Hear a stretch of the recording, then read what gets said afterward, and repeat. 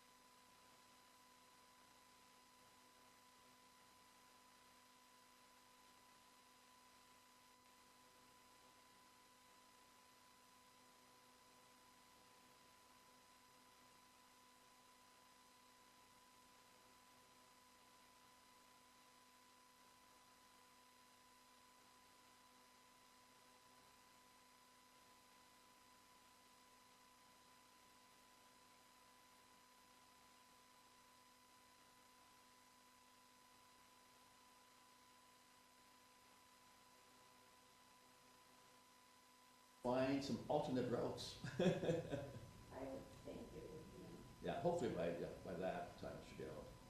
Good. unless someone is killed, then they usually Mhm. close it off to do their maintenance instead. Yeah. But right now with the ambulances that they had, fire trucks, and I don't know how long, how many vehicles they saw, at least 10 different kinds of vehicles, including ones that looked like they might have been involved. So it was not a simple little bump.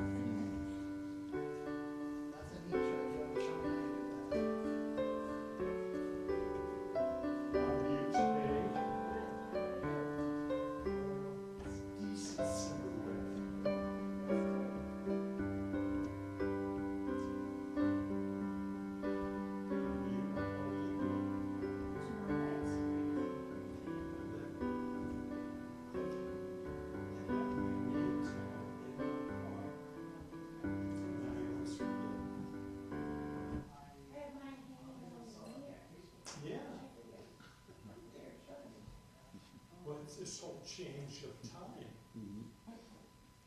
Yeah, that's why everyone forgot. The change of time, that's why everybody forgot their name tags. We can blame it on the time change. Yeah. Well, what are you going to do when our President Donald eliminates the change of time with royal decree? Yeah. I did laugh out of it. I just, that man. Mhm. Or maybe we can change his time somehow. Let's see how many people can get out and vote, and let's change his time. Where there are some places,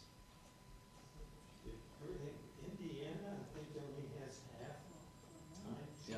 change. Yeah, yeah. Well, the time zone is in the middle of the state, Yeah, and there's a town that has 2 time zones in the town. Yeah. That'd be complicated. I did a workshop down in Phoenix, and my travel agent up here booked it, and then I got to the airport, and he had adjusted the time. They don't change the time in Arizona, so I missed my flight. Hmm. Morning. Good morning. Good morning. get moving. Besides a whole lot of fun? A whole lot of fun, but a little tiresome at the end. Yeah, after a while. And then the last night, sometime, when we left Alaska, we brought the CSAP up, and I had the CSAP done. You doing well, sir? How you doing? To build later, I was Okay. fine, but Reverend Crystal planned it. I'm the Did you get some? executor. It's a more of a participatory Oh, situation. her birthday was yesterday, Reverend Christmas, Facebook had it on. Oh, I haven't done Facebook, I wasn't sure if you wanted to Facebook with members of the congregation. I think she must have 2.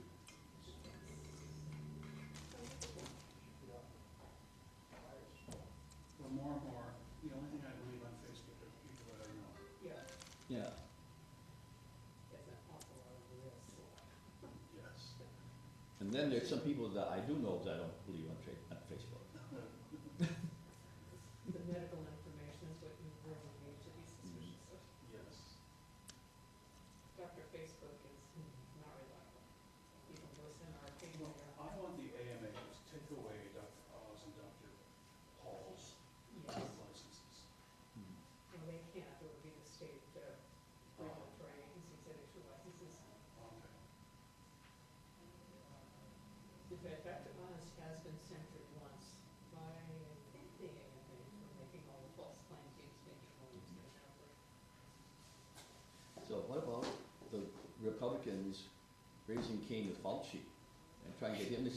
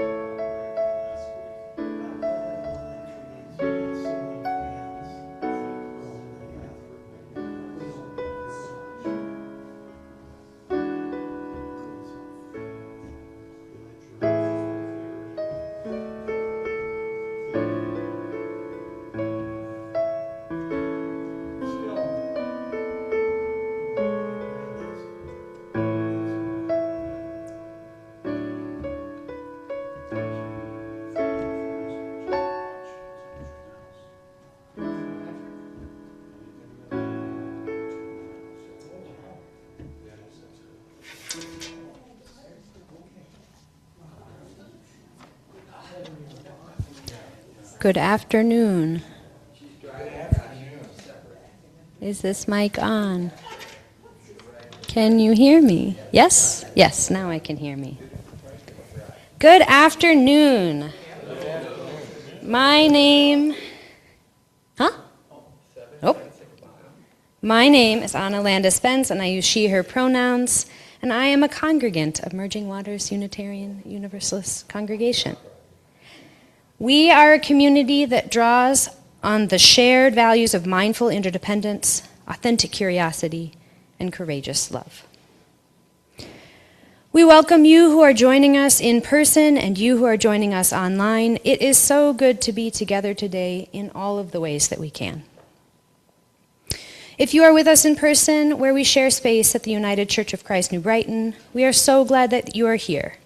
We ask that everyone who remember their name tag wears a name tag in an effort to practice radical hospitality and to build community.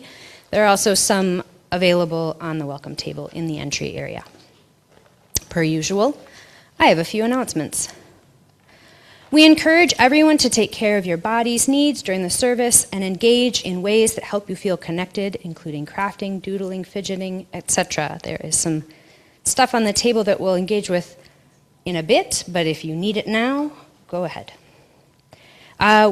We want children, both in age and in spirit, to feel connected and engage in activities in this space. Or you can also go and use the childcare room. There are Legos in there, which are super fun. Our summer program is intentionally multi-generational, and children and youth are welcome in our sanctuary at any time. You are also welcome to make use, I said that. If you have a pastoral care need, please feel free to reach out to Reverend Krista, although she may be delayed in responding this week due to illness. Newcomers are welcome to all of our programming. You need not be a formal member. If you are new to Merging Waters, I'll say this anyways, but I don't think anyone's new. Please sign up for our mailing list. You can do so online. There's also, I think, some cards available on the welcome table. Do check the box that gives us permission to add your email address. If you get our Thursday update and have not already done so, please complete the Action and Justice survey. This survey helps inform the work that the Action and Justice team organizes for the coming year. August 8th, mark your calendars. Bruce and Marie are hosting their annual Big Backyard Picnic and MWUC Coffee House. This event will run from 3 to 8 p.m. and is in-person only. Have you ever wondered what it would be like to help lead worship? Had an idea for worship or just wondering what goes into worship planning? On August 15th from 10 a.m. to 2 p.m., come and find some answers to those questions. And Lori has a quick announcement. I'm organizing a postcard writing party on August 16th after service here at 2:30.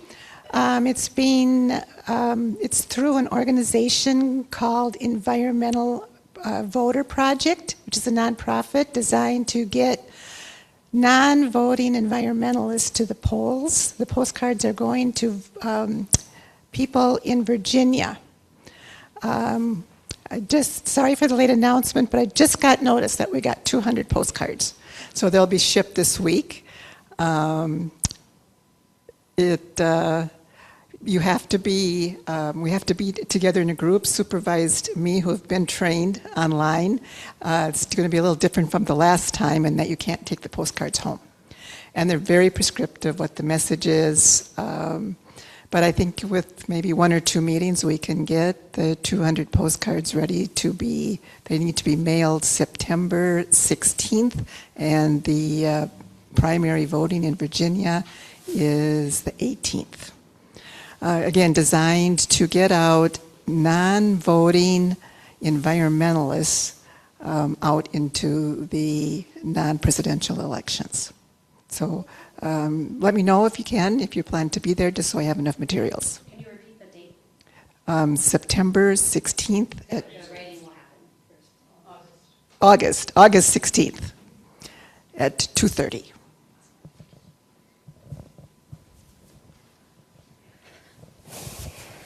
There are many other events and updates in the Thursday update, so please check that out for more information. Like, there's a lot. Oh, Byron has something.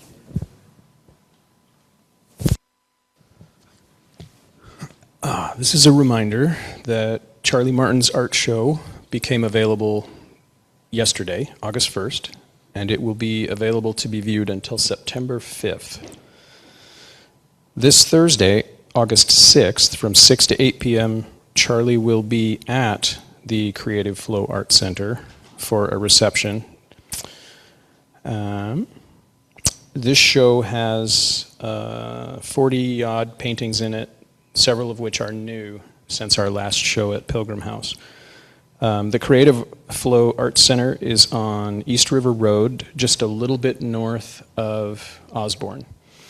And I have a flyer just like this one out on the table. So if you think you'll be going to Charlie's show, take a picture of the flyer out on the table.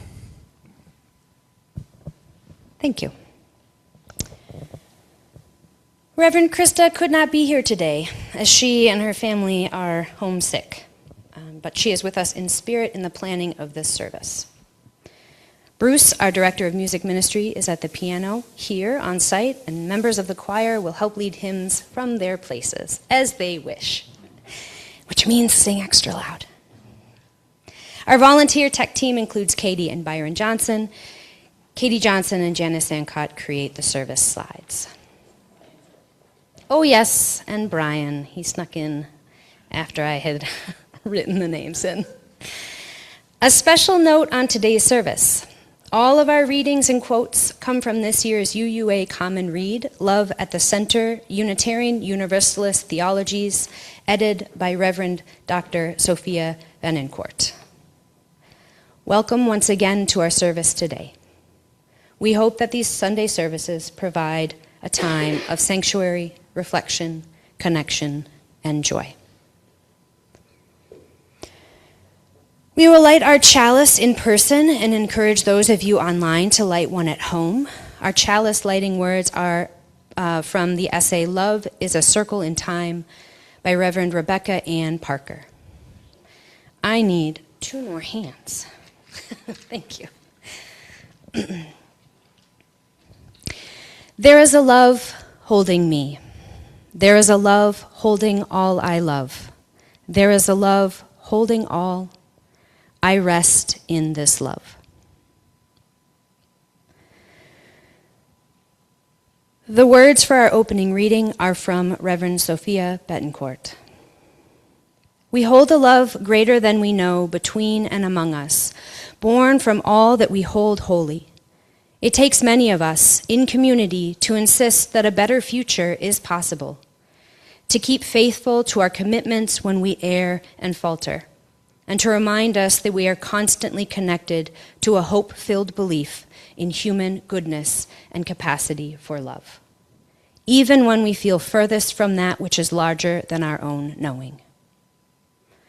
Please rise in body or spirit for our opening hymn, number 131, Love Will Guide Us. We have hymnals and hymnals out there, and the screen and lyrics will be shared to Zoom for those joining online. People at home will be muted and are welcome to sing along.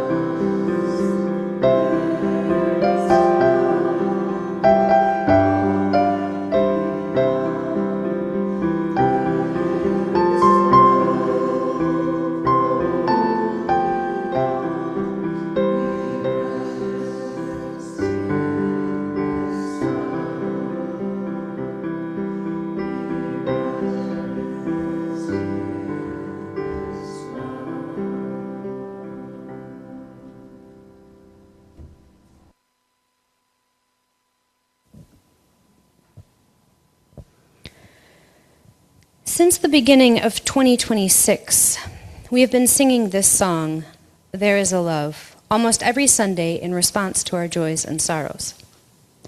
Today, we're going to spend some time reflecting on what it means to each of us to be held in love and what it means for us as Unitarian Universalists collectively.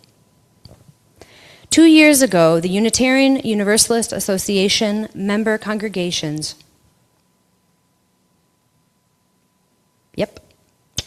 referred to as the UUA, voted to change our principles and purposes to a set of values centered around love. Today's service is going to ask you to do some theological reflection using the UUA Common Read for 2026, Love at the Center, as a jumping off point. The UUA has created a rich and varied collection of resources using this collection of essays, and today is only an introduction. The hope is that we will have a chance, not just in worship, but also in our committees and community gatherings, to explore these resources in more depth throughout the coming year. Today, our primary focus will be love holding us. Let's begin our reflection time with an overview from the UUA of the Rings of Love model created by Michelle Collins, followed with some time for individual creative reflection, and then coming back together for a time of large group sharing.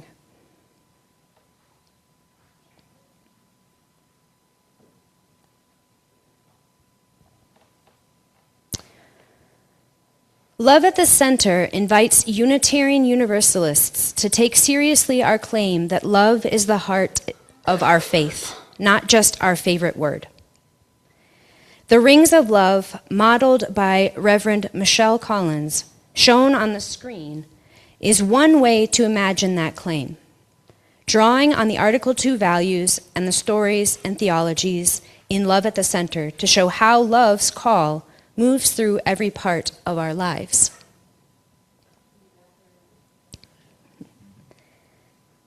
At its core, the model imagines our relational lives as 4 nested rings on a spiral. The love within me, of inner spiritual life, the love between us, of interpersonal relationships, the love among us, of congregational systems and culture, and love beyond us, of our public presence and justice work in the wider world. All 4 rings exist at once and are all within the love holding us, that is known by many names and by no name fully known. The spiral image suggests that experience travels inward and outward over time, so that what happens in one ring continually shapes and is shaped by what happens in the others. Running through these rings are 6 shared values from Article 2. Can anyone name all 6? Justice, equity, transformation, pluralism, interdependence, and generosity. Drawn here as wedges that cut across every ring. Where a value wedge meets a ring, it creates an intersection. Justice with love within me, interdependence with love among us, generosity with love beyond us, and so on. Each intersection invites us to ask how that particular value and that particular sphere of relationship illuminate one another, the way justice with love within me holds together inner honesty, self-regard, and commitment to liberation. Taken together, the spiral rings and value wedges offer a map of intersections where love's core commitments show up in distinct but connected ways. The model does not divide love into separate boxes. Instead, it helps us notice the web of relationships in which love is already alive, and to recognize how movements toward justice, equity, transformation, pluralism, interdependence, and generosity reverberate to and from our inner lives, our congregations, and the wider world, with all of it held in a wider love. The Rings of Love model names 5 spheres where love lives in our Unitarian Universalist lives, always at the same time and always in relationship to one another. Each ring is a way of paying attention to love's movement rather than a step on a ladder you climb and leave behind. Love within me is the innermost ring, the sphere of self and spirit. It includes our relationship with ourselves, our inner spiritual life, and our connection with what is larger than we are, the ground of being, mystery, God, or the sacred by any name.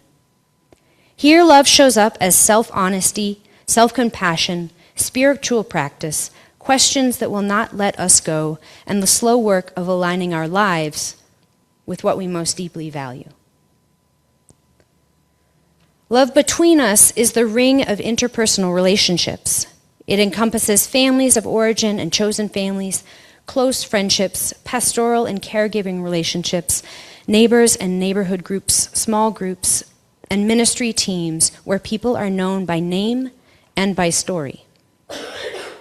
In this sphere, love becomes concrete in how we share life, navigate conflict and repair, offer and receive care, and make space for one another's whole selves over time. Love among us is the ring of congregational life as a whole. It includes worship and learning, governance and decision-making, budgets and buildings, formal and informal networks of care, everything that shapes how a UU community organizes its common life.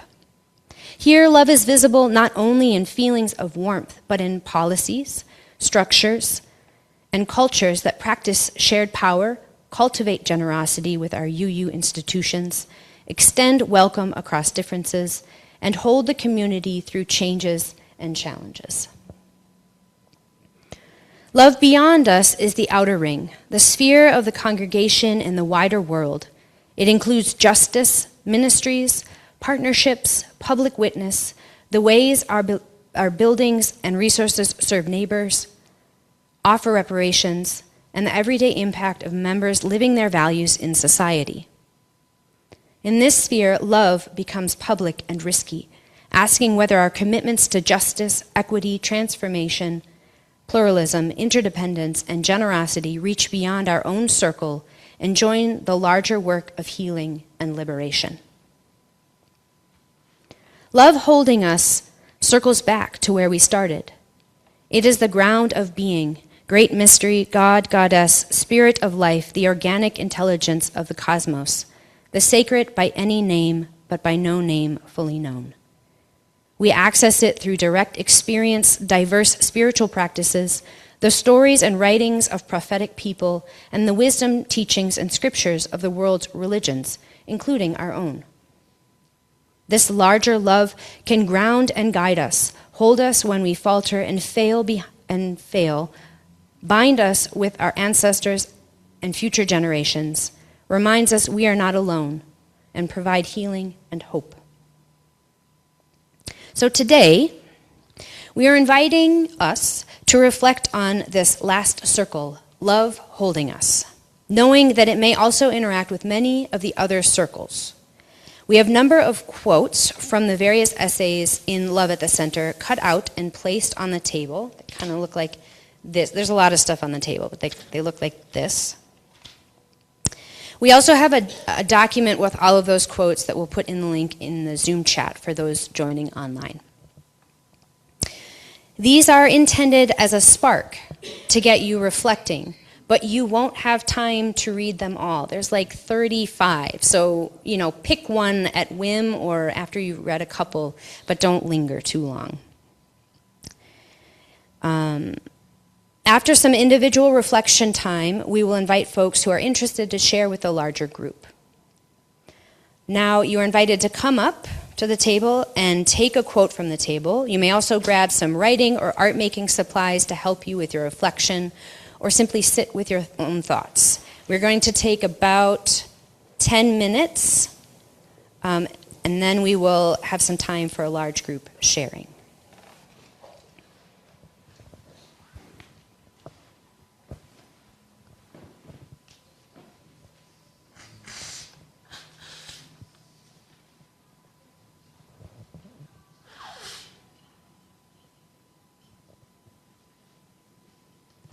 I did not check that any of the pens work. I can get more if you do. I can too.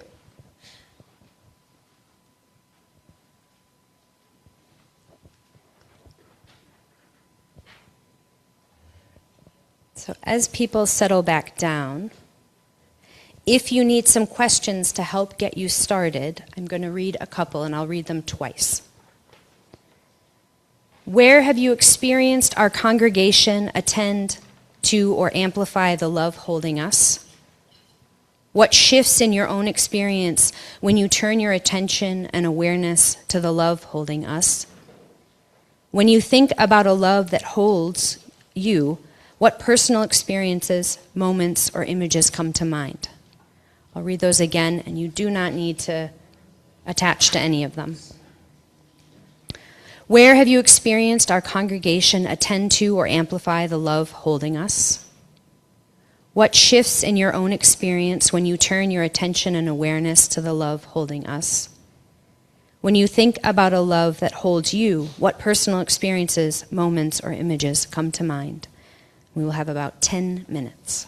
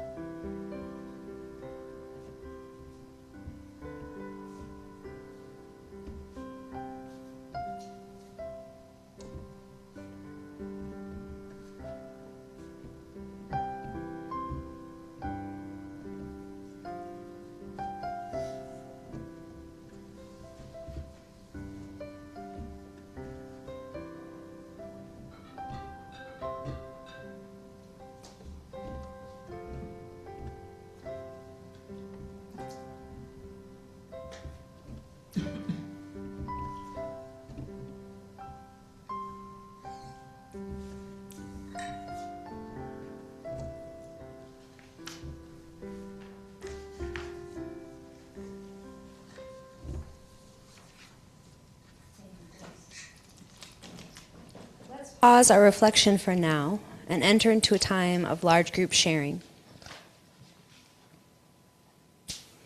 We're going to pass the mic around and then invite folks on Zoom to share so everyone has a chance if they would like to share, but it is not required. Which direction? Hi, I'm Kevin, he, him. It's a powerful image that's been created and will provoke many thoughts for me. But that core of self-love at the center is not the simplest for me. And yet I'm seeing how without that core self-love, all the other elements are harder to weave into. But I was also thinking about how the love of others, or the lack of love of others, can trickle down as well. And so the being strong enough to know yourself and have that self-love, no matter what's going on at the other levels, is important.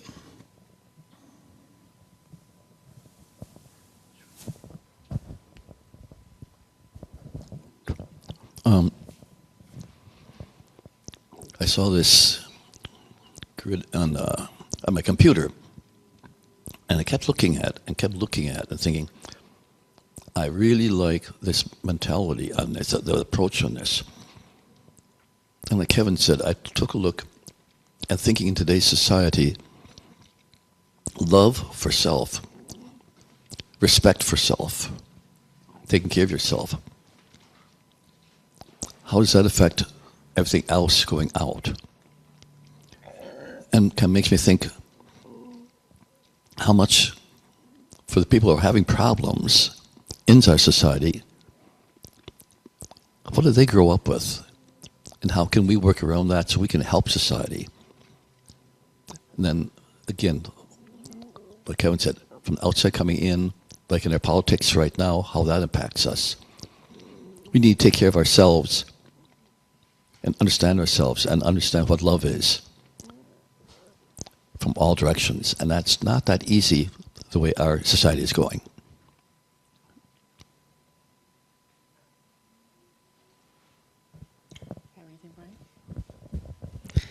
Brian passes. I'll come out here. There we go. So I can be seen a little bit in the camera.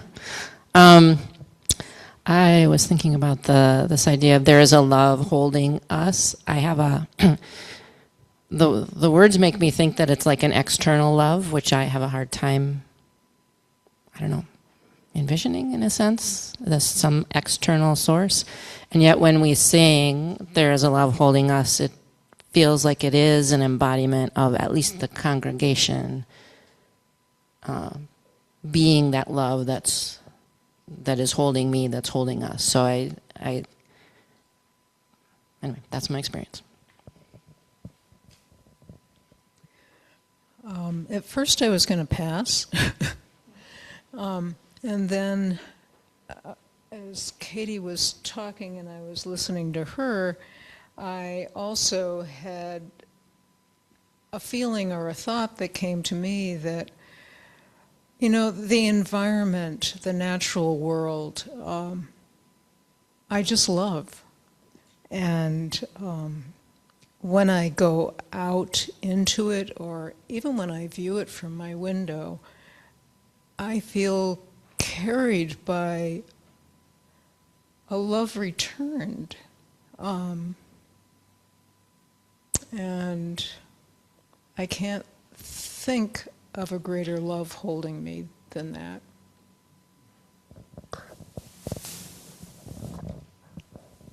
I don't know if we should be together, Lois.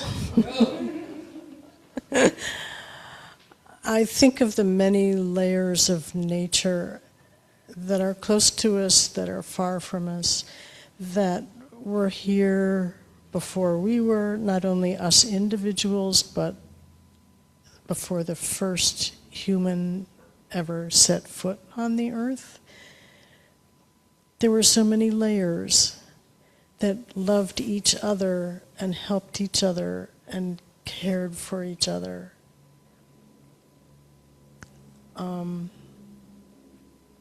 And despite what we do to nature, it continues giving.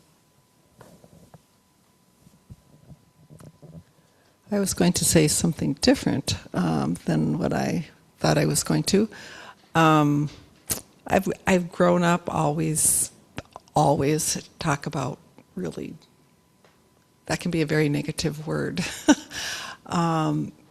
Not thinking well of myself, and I could stay in there forever. I, suffer from depression.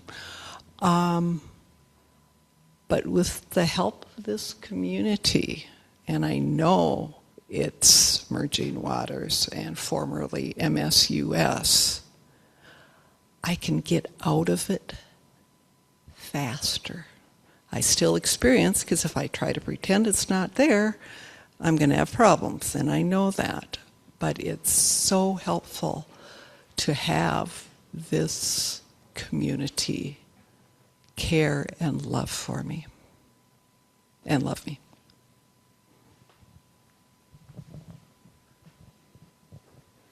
This statement just jumped out at me, so I'm going to use Dan McKennon's words to describe this amazing transformation I've been on over the last 6 years.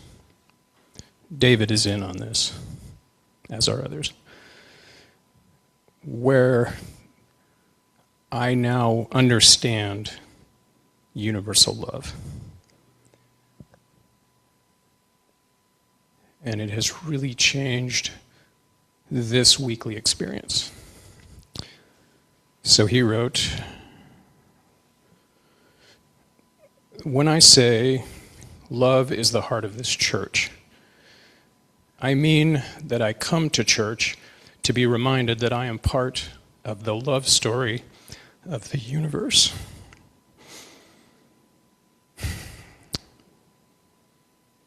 I can just end it there. That's pretty good.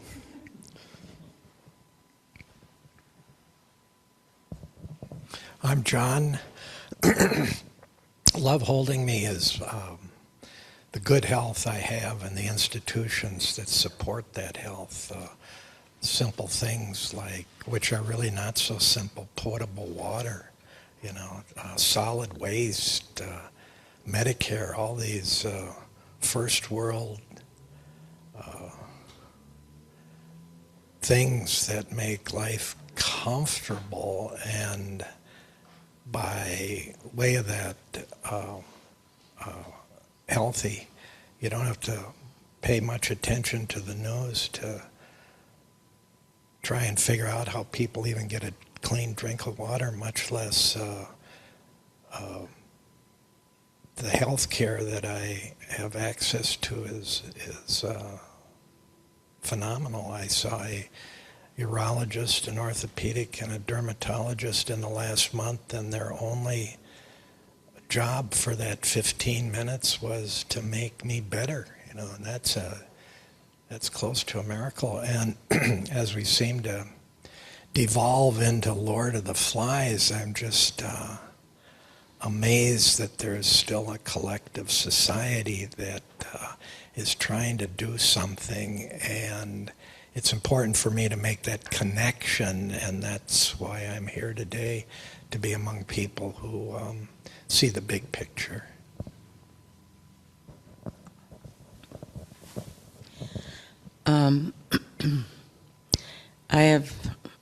This congregation is very good at expressing love to one another and giving affection and hugs and in more practical ways. And I was a recipient of that on a number of occasions, because when I was recovering from either surgery or an illness, a prolonged illness, or they fed me. And that really helped. And it was so wonderful to eat really good food, not just a can of soup. And I have done the same in return for others. I'm maybe not quite as good at it as some are, but I give in other ways. I express love to this congregation in more direct ways, I think. I picked up a quote from the Reverend Adam Robersmith. My understanding of religious community is centered in a love that must be shared to exist and grow, is powerful through relatedness, and sustains individuals while drawing them into community. And I see that in this congregation in so many ways, the ways we step up to help people who need it, and also the way we step up to help our larger community. And I'm struck that with the response here in Minnesota to Operation Metro Surge, the thing that came through was this love, this community sense that is such a strong antidote to a regime that thinks of compassion as weakness. If you get a chance, read the article in today's Tribune about the way Eat Street restaurants responded to Metro Surge. You had restaurant owners picking their employees up and driving them to work and back and doing all kinds of things that go far beyond the sort of profit motive that capitalism is unfortunately sometimes all about. And that's an example of love in action. And it's an act of resistance, even though it may not seem like it. Love is an act of resistance. I picked up this quote because I just saw the words of fungal mycelium and tree roots. And I've just been reading a lot about the interrelationship between this and forests and how they communicate. And a lot of questions come up about do they have rights, and are they intelligent?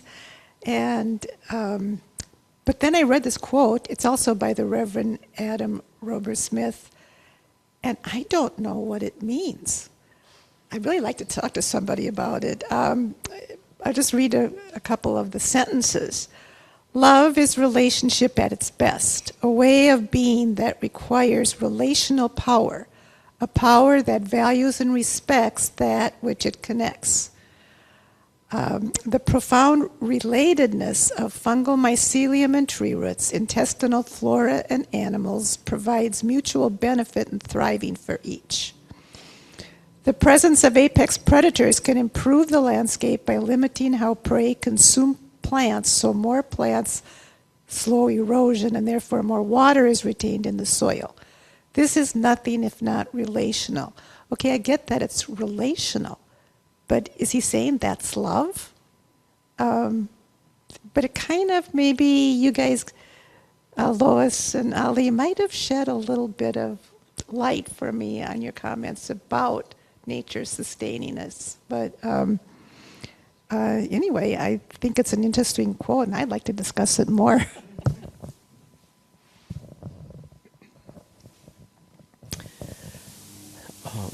Roger, he, him. When we first joined Michael Servetus, sometime in the first or second year, there was an announcement made at church that some of the members, I think because of sickness or death, they had to move and sell their house, and so they said that they wanted to have a party to. There was an extensive list of things to make it ready to go on the market. And a large fraction of Michael Servetus showed up. And they picked all of the stuff and went to work. A place was like a beehive. And after 4 or 5 hours, the list had been completed. It was so impressive. So, a couple of things come to mind for me. First, core love is the most important. Without it, you can't love someone fully. You can't be true to yourself without it. And you can't take care of who you love to the best of your ability without core love. And with that, to me, I feel that love is free and need, and to be given more, and to receive more. I feel like the world needs more love and understanding at this time. Not long here and around the world, people want peace, they want unity, and yet hate rules. Love, morals, values call for change.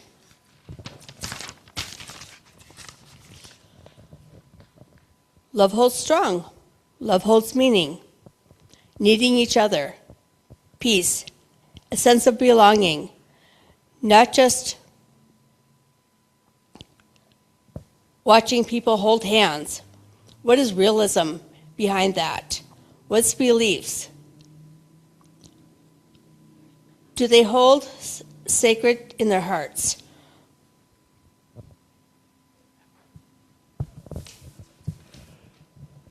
Rob, he, him. My little note here talks about loving the enemy.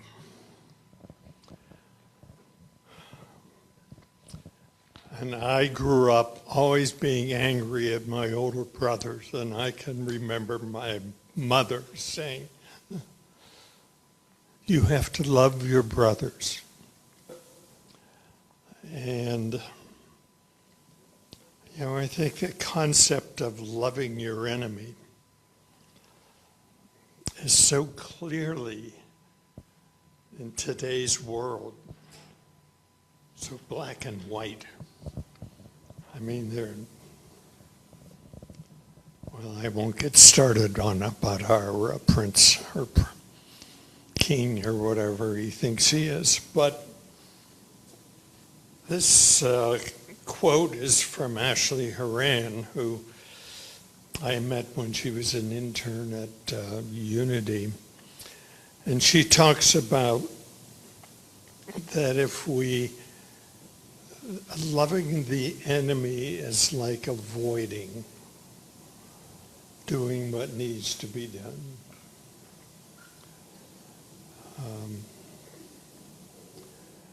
I have attentive children, and they sure didn't always love each other.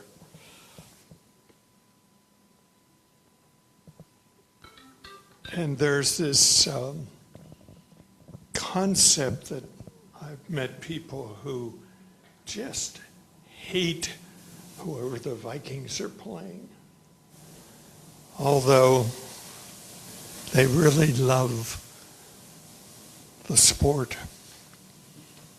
And this little quote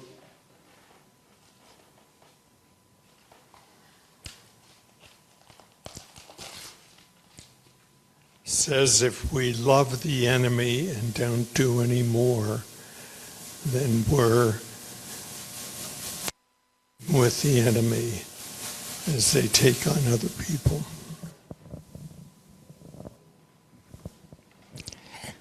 David, he, him. I think many of you know that the last 18 months has been a little tumultuous in my life, between my cancer journey, my dad's death, and our next door neighbor's death. And when I think about what it means to be held in love, kind of in the most expansive way, I see the faces of all of you in this room who have accompanied me on that journey in one way or another. And maybe it started out as individual faces, but at some point, the web is knit so tightly around me that I recognize that it isn't just a bunch of individuals. It's something larger. I also, the last question talked about like personal moments, and I just want to acknowledge that it doesn't just happen here. I'm blessed to be in a marriage where Margaret and I frequently, to our surprise and awe, discover that we are just leaking love all over the place. And that's cool. And also, there's the blessing of family. You know, Katie and I did not know each other as kids growing up. We were cousins, we knew each other, but there were 8 years between us, and so we didn't play together. And the joy of being with Katie and Byron and their family is a moment of being held in love. It is a gift that I could not have asked for, but it is showered on me.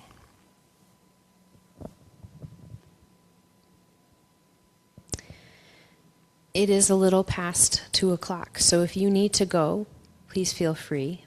But otherwise, we're going to go a little long today. Oh, yes. Any online? Katie, do you want to call people? I can't see who's online. So.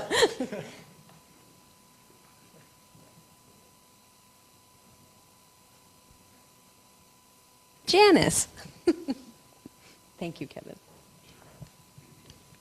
When I looked at the questions, the third one struck me about what images do you see? What do you think about? And immediately I thought of this congregation helping us move from Roseville to New Brighton in 2006. The bulk of the people that helped us were from MSUS, but we also had friends from where I worked and from some of the associations that Jerry had with the various clock associations that he belonged to. And we had almost 40 people that turned out and moved our whole household in an hour and a half. And later the neighbors told me that it was like a little caravan coming in. A car would come in, put out some stuff, take off, go wherever. And it just was one string, you know, one car, one truck after another. And there was just so much love that I had for our congregation at that time. And I felt the love that was coming from all of our friends. And then I moved on to the idea of celebrations of life. And so many celebrations of life over the years where we actively remember people. And that is just a person, it never really goes away until the last person that remembers them goes away. And as long as we keep telling stories, that person will live on forever. In a more concrete way, I've thought again, like others, of how much our congregation reaches out to people within the congregation. They need help with the joys, the issues that we come up with, and everything. We try to act, we're actively involved. Maybe not every person every time, but we show up. And we do that not only for our congregation, but what they call the Bridge Brigade, which would be the ICE activities going on and actively helping our community. And finally, I thought of listening. Our congregation members listen to one another. And that's probably one of the most important things that we can do, is to actively listen. Thank you.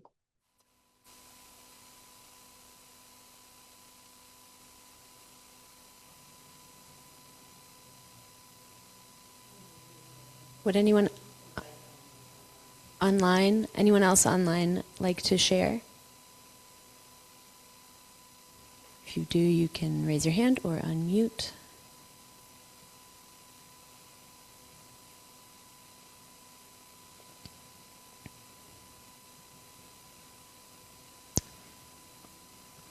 Going once, going twice. All right. We are again going to sing There Is a Love to sort of sandwich this activity. So choir members, sing loud and proud. People at home, you'll be muted, but sing along. Please rise in body or spirit.